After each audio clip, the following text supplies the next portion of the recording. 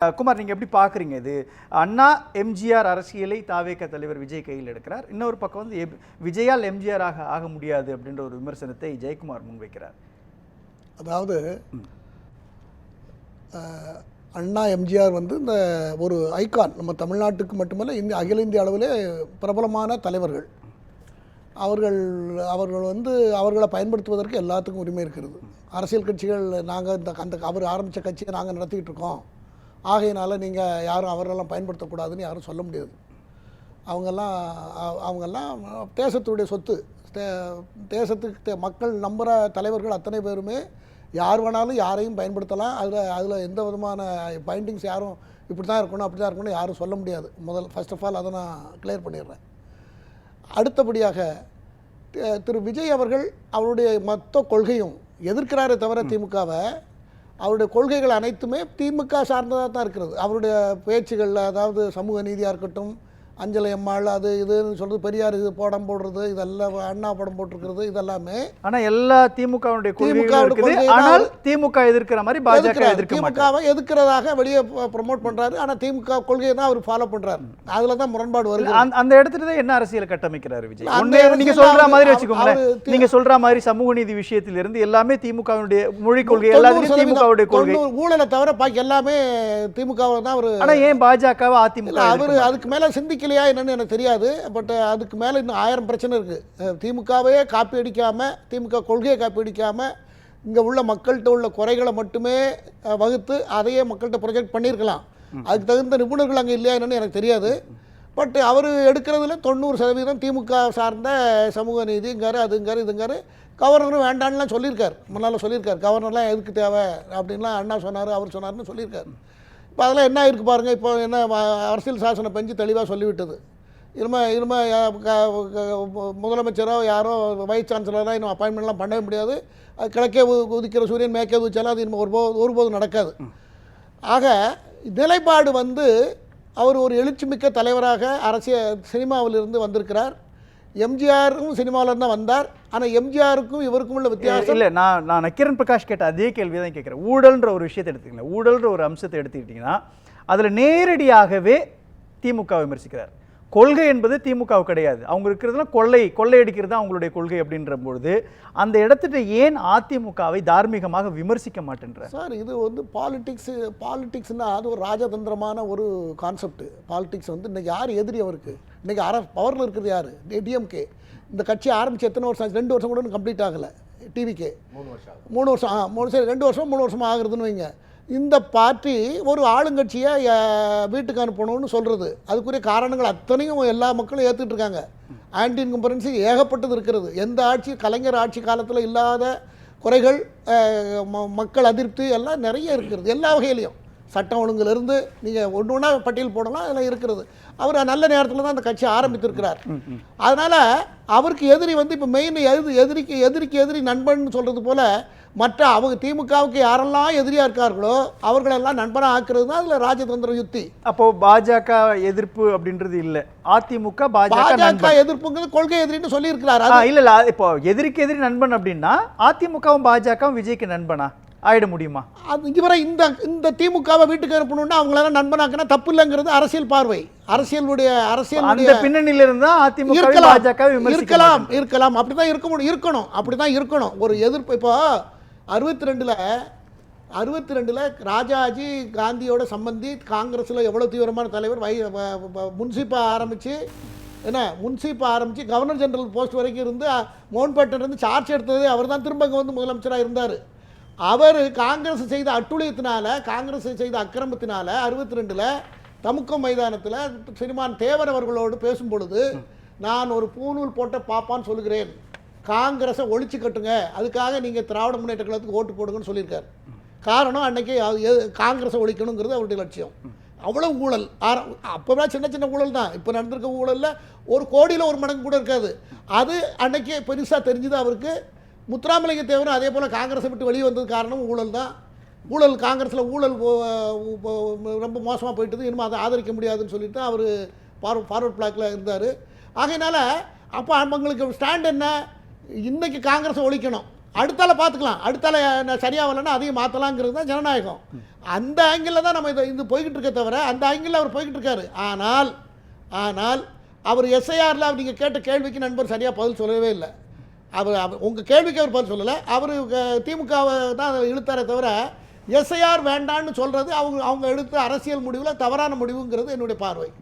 SIR வேண்டான்னு சொல்கிறது, ஒரு ஊரில் திருடு போகுதுன்னு வச்சுக்கோங்க. ஒரு ஊரில் ஒரு தெருவில் திருடு போய்கிட்டே இருக்குது.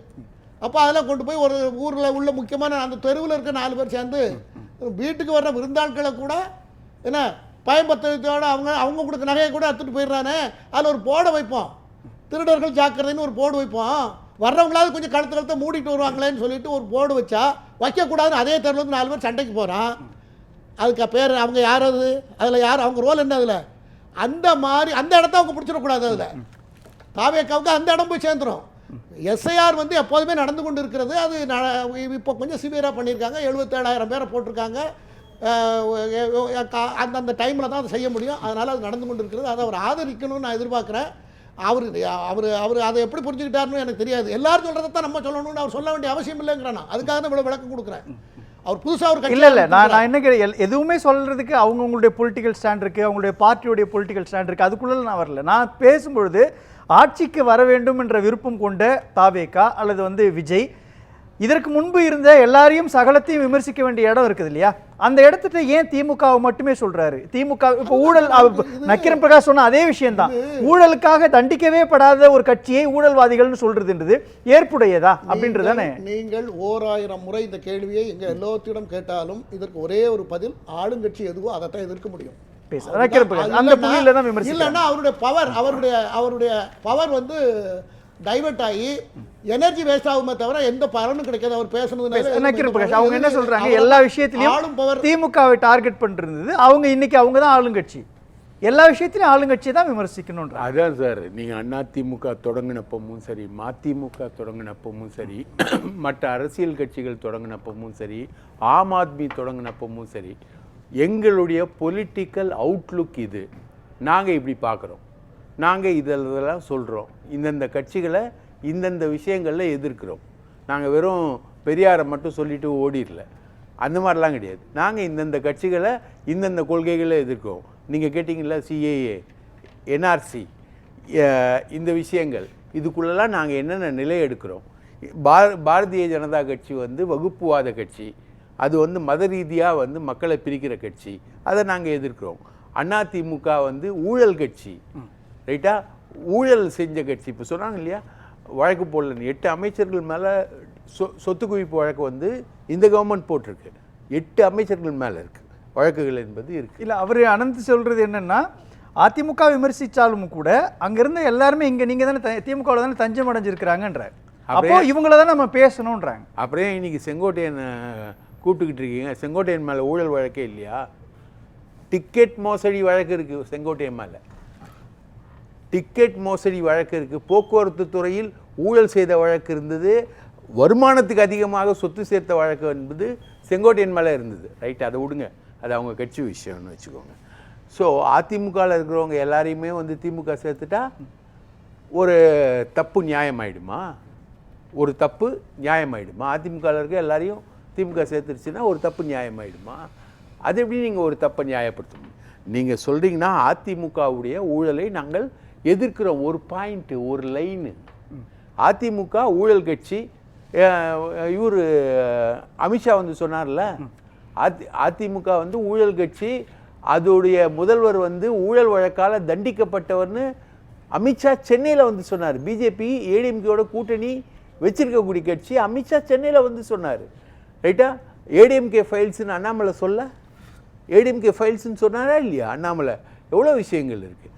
ஸோ குறைந்தபட்சம் கூட நாங்கள் சொல்லவே மாட்டோம் அப்படின்னு சொல்கிறது எந்த அரசியல் வாதத்தில் அது நியாயம்?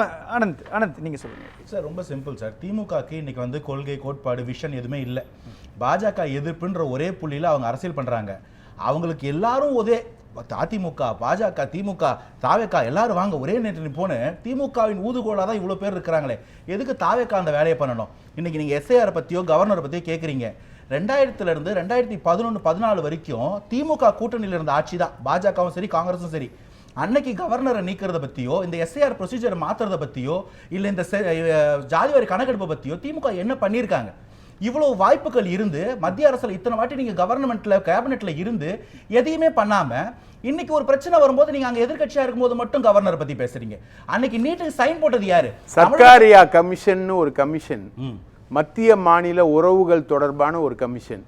அந்த கமிஷனை எனாக்ட் பண்ணது, அது சம்பந்தமா போராடினது, அது சம்பந்தமா வாதாடினது, இன்னைக்கு வரைக்கும் மாநில சுயாட்சி சம்பந்தமான கோரிக்கைகளை முன்வச்சது திமுக மட்டும் இல்லைங்க, அதிமுகவும் சேர்ந்து. நான் என்ன சொல்றேன், அப்படி நீங்க போராடினீங்கல்ல, சர்க்காரியா கமிஷன் 1970s போச்சு இல்ல, நீங்க இதை பண்ணலன்னா, நீங்க பாபரி மசூதி பிரச்சனை எடுத்தீங்கன்னா நான் ஆட்சியை கலைச்சிருவேன்னு பாஜகவை மிரட்ட முடிஞ்சவங்களால, காங்கிரஸ் மைனாரிட்டி கவர்மெண்ட், பாஜக மைனாரிட்டி கவர்மெண்ட், நீ கவர்னர் ப்ரொசீஜரை தூக்கல, கான்ஸ்டிடியூஷன் விட்டு எஸ்ஐஆர் ப்ரொசீஜர் இல்லாம பாத்துக்கணும், இங்க நீ உடனே கேஸ்ட் பேஸ் சர்வே சென்சஸ் எடுக்கணும்னு சொல்ல, எடுக்கலன்னா ஆட்சியை கலைப்பேன்னு சொல்ல முடியல பாருங்க. கவர்னர் அப்ப கவர்னர் வேணான்றது தான் தாவேகாவுடைய நிலைப்பாடு. நான் உங்களுக்கு கேள்வி நல்லா தான் தெளிவா கேட்கிறேன். இவ்வளவு நாள் ஆண்டவங்க வந்து இப்படி டபுள் ஸ்டாண்டர்ட் பண்ணிருக்காங்களே, இல்ல இதுக்கு முன்னாடி அதுல என்ன ஒரு லாஜிக் இருக்குன்னா, இல்ல அதுல என்ன ஒரு லாஜிக் இருக்குன்னா, வெறும் 2.5 வருஷம் தான் ஆன தாவேகா ஒரு 40-50 வருஷமாக தமிழ்நாட்டில் ஆட்சி செஞ்ச கட்சியை பார்த்து அவ்வளவு யதார்த்தமா கேட்டுட்டு போறீங்க. ஆமா, 40-50 வருஷம். ஏங்க ராஜமன்னார் கமிஷன் என்னன்னு விஜய்க்கு தெரியுமாங்க? ராஜமன்னார் கமிஷன் என்னன்னு தெரியுமா? 50 வருஷம் ஆட்சியில இருந்த கட்சி தெரியுமா விஜய்க்கு? விஜய்க்கு தெரியுமா? ராஜமன்னார் கமிஷன் விஜய்க்கு என்னன்னு தெரியுமா? கேள்வி இந்த இல்ல இல்ல ராஜமன்னார் கமிஷன் என்னன்னு தெரியுமா? இந்த கேள்வி இல்ல இல்ல ராஜமன்னார் கமிஷன் என்னன்னு விஜய்க்கு தெரியுமா? ஐயா நான் கேக்குற முதல்ல ஒரே கேள்வி உங்களுக்கு தெரியுமா? முதல்ல தெரியாதுங்க. முதல்ல போய் படிச்சுட்டு வாங்க.